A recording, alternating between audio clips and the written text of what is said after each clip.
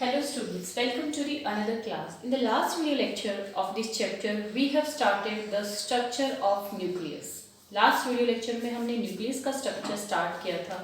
उसमें हमने देखा था कि बेसिकली न्यूक्लियस में कौन कौन से कंपोनेंट्स होते हैं. न्यूक्लियस में हम कौन कौन से कंपोनेंट्स स्टडी करेंगे. सबसे आउटरमोस्ट न्यूक्लियर मेम्ब्रेन जो हमने कल डिस्कस कर ली थी.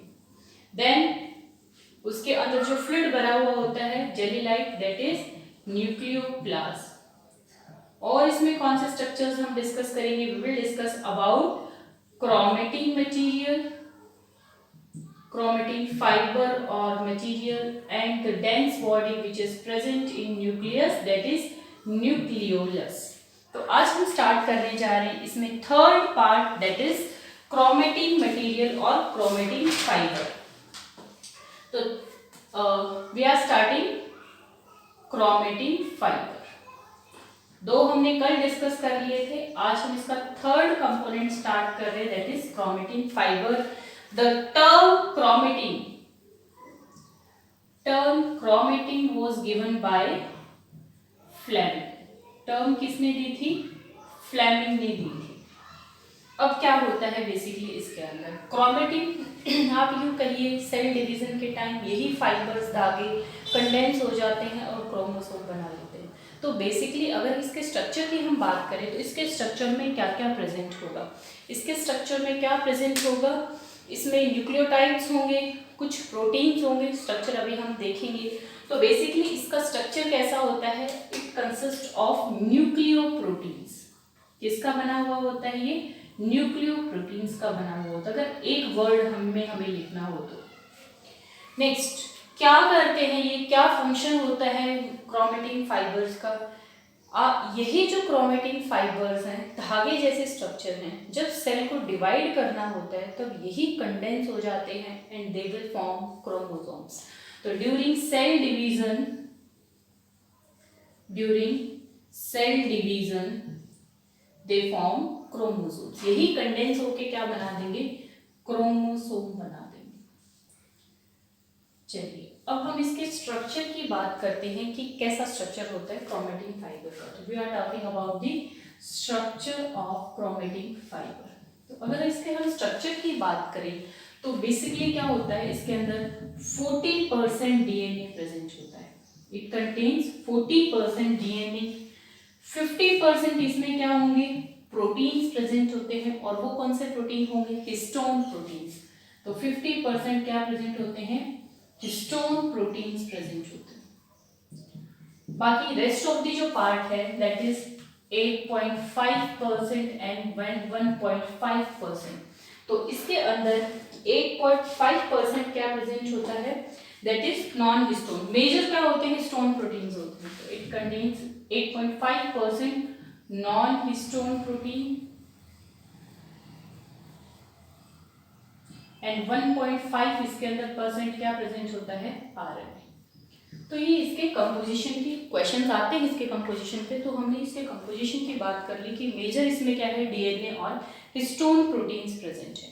तो चलिए हम इसका स्ट्रक्चर डिस्कस करते हैं. अगर हम क्रोमेटिन फाइबर की यूनिट की बात करें कि इसमें बेसिक यूनिट क्या होती है, तो इसकी बेसिक यूनिट को हम क्या कहते हैं, न्यूक्लियोसोम्स. क्या नाम देते हैं, न्यूक्लियोसोम्स.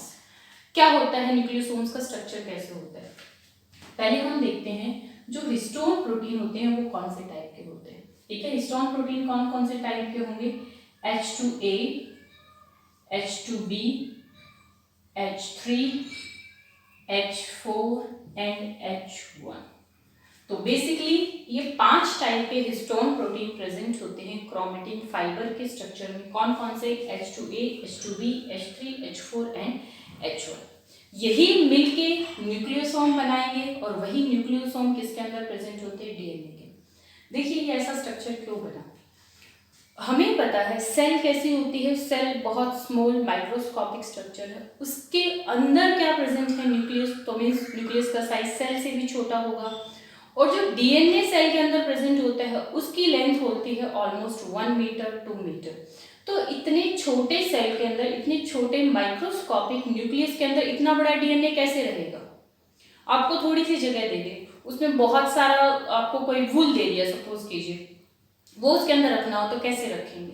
तो इसके लिए बेसिकली क्या किया जाता है, हम क्या करेंगे, हमें उस थोड़ी सी जगह में उस वूल को फिट करना है तो हम क्या करते हैं, उस वूल को रैप कर लेंगे या उसको नॉट्स बना लेंगे, गांठें बना लेंगे ताकि वो उसकी जगह कम हो जाए, फिर उसमें वो फिट होगी। तो इतना जो लॉन्ग डीएनए है 1 मीटर 2 मीटर वो छोटे से न्यूक्लियस के अंदर नहीं आ सकता। तो इसीलिए वो बेसिकली जो क्रोमेटिन फाइबर्स हैं, जो क्रोमोसोम्स हैं, वो किस फॉर्म में प्रेजेंट होते हैं, उसकी यूनिट हम क्या कह रहे हैं, न्यूक्लियोसोम। न्यूक्लियोसोम क्या हुआ, सब समझिए आप कि एक कोई डीएनए का बड़ा सा धागा है, देखिए क्या किया, उसको छोटे छोटे सपोज कीजिए छोटे छोटे बॉल्स हैं, उसके अराउंड उस डीएनए को रैप कर दिया, तो अब वो क्या लेगा, थोड़ी जगह लेगा। तो वही सेम यहाँ पे हो रहा है। तो क्या हो रहा है, हिस्टोन प्रोटीन मोस्टली सेल के अंदर 5 टाइप के हिस्टोन मिलते हैं, H2A, H2B, H3, H4 and H1। Basically जो न्यूक्लियोसोम बनाएंगे वो ये चारों हैं। जो H1 है वो 2 न्यूक्लियोसोम को ज्वाइन करने का काम करता है, इसीलिए इसको हम क्या बोलते हैं, लिंकर हिस्टोन। क्या नाम दे देते हैं, लिंकर हिस्टोन। तो समझने की कोशिश कीजिएगा ध्यान से कैसे प्रेजेंट होते हैं ये हिस्टोन। जैसे ये एक हिस्टोन प्रोटीन है H2A, इसके साथ ही दूसरा है H2B, इसके पीछे ही दूसरा H2A होगा, इसके पीछे दूसरा H2B होगा। तो क्या हुआ, 2 H2A और उसके साथ क्या प्रेजेंट है, 2 H2B, टोटल कितने हो गए, 4। इसके नीचे ये पीछे वाला मैंने इस तरह से बना दिया, ये दूसरा H2A हो गया, ये दूसरा H2B हो गया। इसके नीचे प्रेजेंट है H3 और इसके नीचे प्रेजेंट है H4। इसी H3 के पीछे की साइड दूसरा H3 प्रेजेंट होगा और इसी H4 के पीछे की साइड दूसरा H4 होगा। तो क्या हुआ, नीचे 2, एक H3 H4 हो गया, उसके H3 H4, तो टोटल 4 ऊपर हो गए, 4 नीचे हो गए। तो टोटल कितने हिस्टोन्स हो गए, 8 हिस्टोन। तो इसको हम कहेंगे हिस्टोन का ऑक्टामर। 8 हो गए टोटल, 4 ऊपर और 4 नीचे, तो इसको हमने क्या बोल दिया, हिस्टोन ऑक्टामर। तो दिस इज हिस्टोन ऑक्टामर। अब इसमें क्या होगा, स्टूडेंट समझने की कोशिश कीजिए। जो डीएनए है सेल के अंदर, न्यूक्लियस में जो डीएनए प्रेजेंट है वो इसके अराउंड कॉइल होगा, इस हिस्टोन ऑक्टामर के अराउंड कॉइल होगा। सपोज कीजिए ये हिस्टोन का ऑक्टामर है, डीएनए इसके अराउंड कॉइल होगा। कैसे कॉइल होगा, ये डीएनए आया, ये इसके अराउंड ऐसे कॉइल होगा। किस तरह से कॉइल होगा ये सपोज कीजिए यहां से कॉइलिंग शुरू हुई है, तो ये एक टर्न तो कंप्लीट हो जाएगी, दूसरी टर्न कितनी होती है, 3/4, फिर नीचे की तरफ चला जाएगा डीएनए, फिर नीचे दूसरा हिस्टोन ऑक्टामर होगा, उसके अराउंड कॉइल होगा, एक टर्न पूरी होगी, दूसरी कितनी होगी, 3/4, फिर नीचे चला जाएगा डीएनए, फिर तीसरे ऑक्टामर प्रेजेंट होगा हिस्टोन का, उसके अराउंड एक टर्न कंप्लीट और दूसरी 3/4। तो टोटल अगर हम बात करें तो डीएनए इसके अराउंड इस तरह से रैप होगा, जिसमें एक टर्न कंप्लीट हो जाएगी, एक टर्न कंप्लीट हो जाएगी और दूसरी ऑलमोस्ट कितनी होगी, 3/4, कितनी होगी, 3/4। तो टोटल हम बात करें तो डीएनए की कॉइलिंग कितनी है, डीएनए कितना कॉइल हो रहा है, 1/3/4 टर्न्स कंप्लीट कर रहा है, एक कंप्लीट और दूसरी 3/4। इस डीएनए में जब ये डीएनए कॉइल हो रहा है इसके अराउंड, अगर हम बेस पेयर की बात करें कि उस कॉइलिंग में कितने बेस पेयर आते हैं, तो ऑलमोस्ट कितने आएंगे, 146 बेस पेयर। वेरी इंपॉर्टेंट, इनके ऊपर क्वेश्चंस आते हैं। तो क्या हुआ, एक हिस्टोन का ऑक्टामर था, उसके अराउंड डीएनए कॉइल हो गया, तो कितनी कॉइल थी, 1/3/4 कॉइल। इस पूरे स्ट्रक्चर को हम बोल देंगे न्यूक्लियोसोम। क्या कहेंगे, न्यूक्लियोसोम। तो बेसिकली न्यूक्लियोसोम क्या है, it is a histone octamer around which DNA is wrapped in the turn 1/3/4। कितनी टर्न्स में रैप है, 1/3/4। अब देखिए यहाँ पे क्या होगा, दूसरा नीचे दूसरा हिस्टोन ऑक्टामर होगा, H2A H2B, ये इसके पीछे दूसरे हो जाएंगे H3 H4, ये इसके पीछे की तरह H3 H4। अब ये डीएनए फिर इसके अराउंड कॉइल होगा, वही 1/3/4 कॉइल। इन दोनों, ये एक न्यूक्लियोसोम हो गया, ये दूसरा न्यूक्लियोसोम हो गया। इन दोनों न्यूक्लियोसोम को लिंक करने के लिए बीच में प्रेजेंट होता है H1 हिस्टोन। कौन सा हिस्टोन प्रेजेंट होता है, H1। तो H1 क्या कर रहा है, एक न्यूक्लियोसोम और दूसरे न्यूक्लियोसोम को बीच में ज्वाइन करने का काम कर रहा है, इसीलिए इसको हम क्या बोलते हैं, we call it as linker histone. क्या नाम देंगे, लिंकर हिस्टोन। और ये जो दोनों को बीच में ज्वाइन कर रहा है जो डीएनए का पीस, अगर इसकी लेंथ की बात करें तो ऑलमोस्ट इस डीएनए पीस में कितने होते हैं, 51 बेस पेयर्स प्रेजेंट होते हैं। अराउंड कितने बेस पेयर्स होंगे, 51 बेस पेयर्स। तो स्टूडेंट समझ में आए यहाँ तक। The structure is very important कि डीएनए अकेला अगर पूरी लेंथ में प्रेजेंट होगा बहुत सारा स्पेस ऑक्यूपाई होगा, इसीलिए अब उसमें क्या बन गई, ये ऐसे है जैसे सपोज करो माला है और उसमें बीच में या फिर कोई धागा था, आपने बीच में उसमें नोट्स लगा दी, गांठें लगा दी, तो अब वो जगह कम लेगा। तो ये बीच में उसमें क्या प्रेजेंट हो गई, गांठें। क्या है, उन गांठों को हमने क्या नाम दिया, न्यूक्लियोसोम। तो क्रोमेटिन फाइबर की यूनिट्स क्या हो गई, न्यूक्लियोसोम। और बेसिकली न्यूक्लियोसोम में क्या होता है, it is a histone octamer around which DNA is wrapped.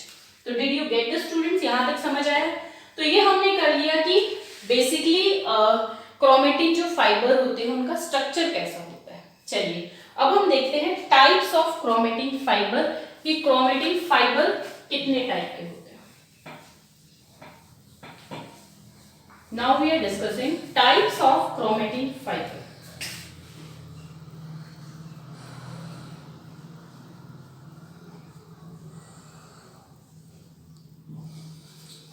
तो जो क्रोमेटिन फाइबर्स होते हैं सेल के अंदर students, they are basically of two types, that is euchromatin, very important, इसके ऊपर क्वेश्चन आता है, एंड हेटेरोक्रोमेटिन। दो टाइप के क्रोमेटिन होते हैं, यूक्रोमेटिन एंड हेटेरोक्रोमेटिन। क्या होता है देखिए, पूरा का पूरा जो डीएनए होता है, आप प्लस 2 में पढ़ेंगे डीएनए कैसे कोड करता है। डीएनए में जीन्स होते हैं जो प्रोटीन्स बनाते हैं, और यू कैन से डीएनए से ट्रांसक्रिप्शन ट्रांसलेशन होगा जिससे प्रोटीन्स बनेगी, या डीएनए से आरएनए बनता है, ट्रांसलेशन, फिर उस आरएनए से प्रोटीन्स बनते हैं, ट्रांसलेशन। तो सारा का सारा डीएनए कोड नहीं करता, उसमें से कुछ मोस्ट ऑफ द जो पार्ट है डीएनए का वो प्रोटीन को कोड नहीं करता है, उसको हम बोलते हैं inactive part of the chromatin fibre. तो कुछ उसमें क्या होता है, इनएक्टिव पार्ट प्रेजेंट होता है, कुछ उसमें एक्टिव पार्ट होता है। तो जो क्रोमेटिन फाइबर का जो एक्टिव पार्ट है डीएनए का, वो पार्ट जो एक्चुअली आगे प्रोटीन बनाएगा उसको हम कहते हैं euchromatin, call it as euchromatin. तो ये क्या होता है, this is the active part of the chromatin fibre. ये कैसा होगा, this is the inactive part. ये कैसा होगा, इनएक्टिव पार्ट। यूक्रोमेटिन का स्ट्रक्चर वही होता है जो अभी हमने डिस्कस किया, बहुत न्यूक्लियोसोम होगा, बीच में उसको ज्वाइन करता है डीएनए का पीस, फिर न्यूक्लियोसोम, फिर उसको ज्वाइन करता है डीएनए का पीस। तो इसमें क्या प्रेजेंट होंगे, nucleosomes joined bye linker histone. उनको कौन ज्वाइन कर रहा है, लिंकर हिस्टोन। और यू कैन से डीएनए का स्ट्रेट पीस और बीच में उसमें क्या प्रेजेंट है, न्यूक्लियोसोम्स प्रेजेंट है। अगर इसको हम स्टेन करें तो दिस इज लाइटली स्टेन, बहुत ज्यादा डेंस नहीं है ये, कैसा लाइटली स्टेन, बहुत ज्यादा स्टेन को नहीं लेगा, हल्का सा कलर नजर आता है इसमें, ठीक है। If you talk about its diameter, कि यहाँ पे ये जो कॉइल हो रहा है तो डीएनए का कितना डायमीटर, यहाँ क्रोमेटिन फाइबर का कितना डायमीटर बन रहा है, तो डायमीटर ऑलमोस्ट होता है 11 to 14 नैनोमीटर। यहाँ क्या होगा, 11 to 14 नैनोमीटर। अब यहाँ क्या होगा, यहाँ समझने की कोशिश कीजिए स्टूडेंट्स, क्या होगा, अभी तक सिर्फ क्या था, न्यूक्लियोसोम डीएनए कॉइल हुआ, न्यूक्लियोसोम डीएनए कॉइल हुआ, न्यूक्लियोसोम डीएनए कॉइल हुआ। अब ये जो न्यूक्लियोसोम्स हैं, जैसे ये एक न्यूक्लियोसोम है, ये एक न्यूक्लियोसोम है, तो ये न्यूक्लियोसोम भी आपस में कॉइल कर जाते हैं। अभी तक तो सिर्फ डीएनए ही रैप था, ये जो न्यूक्लियोसोम थे, जो ये गांठ बनी थी, ऐसे 1 2 जो नीचे की तरफ है, 2 3 4 5 6, ये 6 न्यूक्लियोसोम आपस में कॉइल हो जाते हैं और ज्यादा कंडेंस हो जाते हैं, डायमीटर और ज्यादा बढ़ जाएगा, उस स्ट्रक्चर को, उस पार्ट को हम बोलते हैं हेटेरोक्रोमेटिन। तो क्या हुआ देखिए, इस तरह से 1 2 3 4 5 6, तो क्या हुआ, जैसे ये 6 न्यूक्लियोसोम कॉइल कर गए इस तरीके से, फिर ये ऊपर की तरफ यहाँ 6 और कॉइल के होंगे, 2 3 4 5 6, तो ये न्यूक्लियोसोम आपस में इस तरह से कॉइल कर जाते हैं, 1 2 3 4 5 6। तो इस तरह से 6 न्यूक्लियोसोम और ज्यादा कॉइल कर जाते हैं और ज्यादा कंडेंस स्ट्रक्चर बना लेते हैं, उसको हम कहेंगे हेट्रोक्रोमेटिन। तो यहाँ कितने न्यूक्लियोसोम, 6 न्यूक्लियोसोम आपस में टर्न करके एक स्फेरिकल स्ट्रक्चर बना रहे हैं। इस स्ट्रक्चर को हम नाम देते हैं सोलिनोसॉइड, वी कॉल इट एज सोलिनोसॉइड। तो वेरी इंपॉर्टेंट, यहाँ न्यूक्लियोसोम 6 न्यूक्लियोसोम एक टर्न कॉइल करके टर्न बनाएंगे, इस टर्न को क्या नाम दे रहे हैं, सोलिनोसॉइड। और दिस इज, ये लाइटली कम डेंस था तो लाइटली स्टेन, सॉरी यहाँ स्टेन लिखिए, लाइटली स्टेन। ये और ज्यादा डेंस स्ट्रक्चर बन गया तो दिस इज डार्कली स्टेन। अगर इसको हम स्टेन करेंगे तो ये बहुत डार्क कलर ऑब्टेन करता है। यहाँ जो न्यूक्लियोसोम तो थे ही, उन्होंने भी कॉइलिंग कर ली तो यहाँ डायमीटर और बढ़ जाएगा, यहाँ डायमीटर हो जाता है अराउंड 30 नैनोमीटर। कितना हो जाएगा स्टूडेंट्स, 30 नैनोमीटर। तो यहाँ यूक्रोमेटिन को कौन रिप्रेजेंट कर रहा था, न्यूक्लियोसोम्स। यहाँ इसके स्ट्रक्चर को हेट्रोक्रोमेटिन को कौन रिप्रेजेंट करेगा, सोलिनोसॉइड। तो देखिए बेसिकली स्टूडेंट्स क्या होता है, जब सेल को डिवाइड नहीं करना होता है तो उसके न्यूक्लियस में जो डीएनए होता है वो किस फॉर्म में प्रेजेंट होता है, क्रोमेटिन फाइबर, और वो दोनों फॉर्म में एग्जिस्ट करेगा, कुछ पार्ट यूक्रोमेटिन की पार्ट फॉर्म में और कुछ हेट्रोक्रोमेटिन की फॉर्म में। वेरी इंपॉर्टेंट, हर वर्ड के ऊपर क्वेश्चन आता है, कौन सा एक्टिव पार्ट है, कौन सा इनएक्टिव पार्ट। तो दोनों पार्टिसिपेट कर जब सेल डिवाइड नहीं कर रहा तो उसके अंदर दोनों प्रेजेंट होते हैं, कुछ यूक्रोमेटिन के फॉर्म में होगा डीएनए, कुछ हेट्रोक्रोमेटिन। अब हम करते हैं जब सेल को डिवाइड करना होता है तब क्या होगा। तो अब मैं इसको क्लियर कर देती हूँ, यहाँ तक आपको समझ आ गया होगा आई थिंक। तो इसकी कंपोजिशन, न्यूक्लियोसोम का structure, everything is very important, इनको बहुत अच्छे से आपको लर्न करना है। अब during cell division, we are talking about during cell division, कि नॉर्मली तो ये स्ट्रक्चर है, लेकिन जब सेल को डिवाइड करना है तो क्या होगा, तो क्या है, हेट्रोक्रोमेटिन। अगर सेल को डिवाइड करना है तो उसमें जो यूक्रोमेटिन है, वही न्यूक्लियोसोम्स जो है वो पहले कंडेंस हो जाएंगे और क्या बनाएंगे, हेट्रोक्रोमेटिन। तो यूक्रोमेटिन ने भी क्या बना लिया, अब हेट्रोक्रोमेटिन। डायमीटर कितना हो गया, 30 नैनोमीटर। इससे भी काम नहीं चलेगा, ये जो स्ट्रक्चर है इट विल अंडरगो कंडेंसेशन, ये और ज्यादा कंडेंस होगा, या यू कैन से स्पाइरलाइजेशन, और ज्यादा कंडेंस होगा, डार्क डेंस बॉडी बनाएगा, जिसको हम बोलते हैं क्रोमोनीमा। उसको क्या नाम देंगे, क्रोमोनीमा। अगर इसके डायमीटर की बात करें तो ऑलमोस्ट कितना होता है, 80 to 120 नैनोमीटर। इससे भी काम नहीं चलेगा, सेल को डिवाइड करना है तो ये और ज्यादा कंडेंस होगा या स्पाइरलाइजेशन होगी, और ये एक स्ट्रक्चर बनाता है जिसका ऑलमोस्ट डायमीटर कितना होता है, 700 to 1400 नैनोमीटर। और इस स्ट्रक्चर को हम बोलते हैं दैट इज क्रोमेटिड और क्रोमोसोम। क्या नाम देंगे, क्रोमोसोम। तो हमने सबने नाम सुना है, सेल को डिवाइड करना होता है इसमें क्रोमोसोम बन जाते हैं। तो ये क्रोमोसोम बेसिकली कहाँ से बने हैं, इस यूक्रोमेटिन हेट्रोक्रोमेटिन की अगेन एंड अगेन कंडेंसेशन स्पाइरलाइजेशन से। तो क्रोमोसोम स्टूडेंट्स देखिए, नॉर्मली सेल के अंदर डायमीटर कितना था, और जब क्रोमोसोम बन रहे हैं तो कितना diameter, it's a highly condensed structure.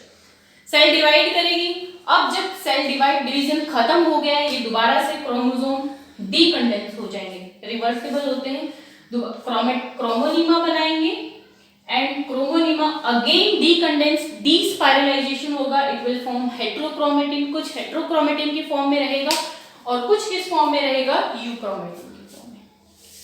तो ये सब हमने स्ट्रक्चर डिस्कस कर लिया अबाउट द क्रोमेटिन फाइबर्स। हम इसका फोर्थ जो पार्ट है न्यूक्लियोलस, उसको भी आज ही डिस्कस कर लेते हैं।